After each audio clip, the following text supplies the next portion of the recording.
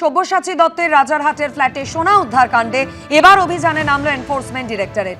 সকাল থেকেই কলকাতার একাধিক জায়গা যেমন শর্ট স্ট্রিট, খিদিরপুর সহ একযোগে মোট 12 জায়গায় অভিযান ইডির। প্রাক্তন বিধায়ক সব্যসাচী দত্তের রাজারহাটের ফ্ল্যাটে সোনা উদ্ধারের ঘটনায় ইডির অভিযান। আর এই প্রসঙ্গে আরো বিস্তারিত জানতে কথা বলে নেব, আমাদের সঙ্গে রয়েছেন প্রতিনিধি সুকান্ত মুখোপাধ্যায়। সুকান্ত, এই যে তল্লাশি অভিযান তা কি এখনো চলছে এবং মূলত কি জানতে চাইছেন ইডি আধিকারিকরা? দেখো, সব্যসাচী দত্তের ঘনিষ্ঠ দুজন ব্যবসায়ী বাড়িতে এই মুহূর্তে অভিযান চালানো হচ্ছে খিদিরপুর এবং পার্ক স্ট্রিটের শর্ট স্ট্রিটে।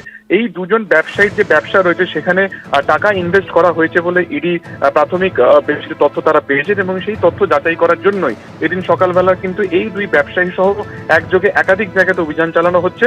গত জুন মাসে যখন সব্যসাচী দত্ত গ্রেপ্তার হয়েছিলেন তাকে জিজ্ঞাসাবাদ করে তার রাজারহাটের একটি ফ্ল্যাটে যায় এবং সেখান থেকে কিন্তু প্রচুর সোনা কেনার রসিদ তদন্তকারীরা পান এবং পরবর্তী সময় তার ব্যাংকের লকারে অভিযান চালিয়ে প্রায় 3.5 কেজিরও বেশি সোনা সেখান থেকে উদ্ধার হয়। কিন্তু তার বাইরেও কিন্তু প্রচুর সোনা কেনার রসিদ বিভিন্ন ডেটে পাওয়া গেছে বিগত 6 মাসে। তো এই সোনা কেন কেনা হয়েছিল, এই সোনা কেনার ক্ষেত্রে যে টাকা ব্যবহার করা হয়েছিল সেটা কি আদপে দুর্নীতির টাকা নাকি অন্য কোনো টাকা, সেই টাকাকে হোয়াইট মানি করার ক্ষেত্রে এই গোল্ডগুলো কেনা হয়েছিল কিনা, এগুলো যেমন জানা হচ্ছে।